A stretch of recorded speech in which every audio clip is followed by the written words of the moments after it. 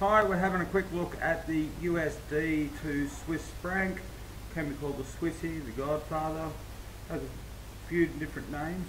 Now, I've gone back to 2005, 2004. I wanted to pick up this overhead trend line.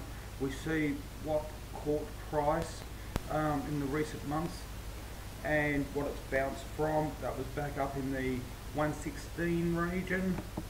And we've seen a complete reversal come back out of there. I've just picked up the crosshairs, and as I said, that 116 region.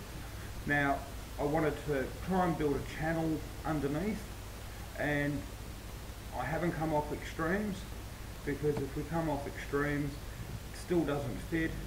We then have to come right down here, and if we do that, well, you know, we're talking 82.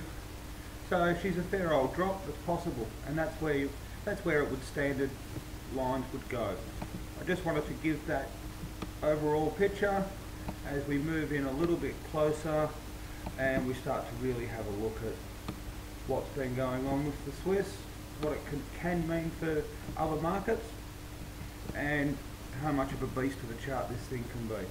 Now, put that back where it belongs, so that we've got some reference point. It's not an exact fit up there, but she's pretty close when you consider the time frames that we're dealing with there. Now, the interesting part. Last time the Swiss rallied up in here, which was at 2008. Oh, I remember that as being a very bad year, 2008.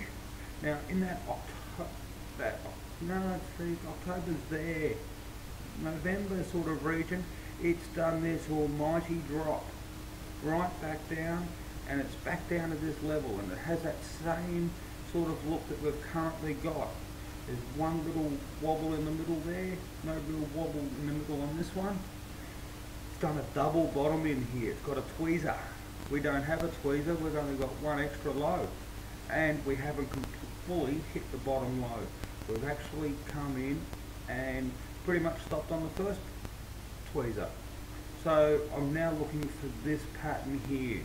Now, it hasn't done it at the top. That did a tweezer at the double top there. This one's just done a little kangaroo tail, or maybe there.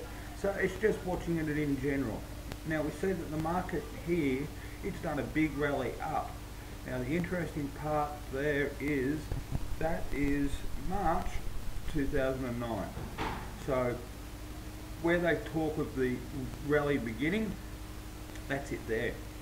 So where there was a double dip, we had an October, November sort of low, and some markets that it was their low, so like BHP, but for the others like the Dow Jones, the low was this one. And there was that brief rally. Now we're in this point.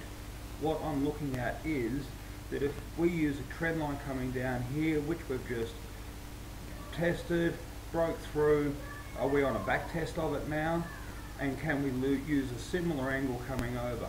Now if the US Swiss comes up and rallies and tests this area, or even this area, forming a similar situation to this, are we creating the double dip on the index, on the indexes around the world? Now the other way that we can look at these things is that if this holds below this blue, gets underneath this black resistance line, gets underneath this area, and comes down and tests this, well, this area was November last year, which was roughly the height of the markets. Now, we went on to form higher highs in 2010, but in general, the market did hit a nice high area towards the end of 2009, and some could say that we've just been going sideways since. Now if it comes, the Swissy comes down here and tests this area, and it is capable of just walking along that line and coming down and testing it, there's a nice chance in there that if it comes down and tests that, we have new highs in the markets, and I think you'll find that back in this area at the start of 208 is up in the highs of the markets of all time. So that's why I have an eye on the Swissy, because it has the potential to go that way or to go that way, and it means very different things in my world. Hope you found that interesting. Until the next time.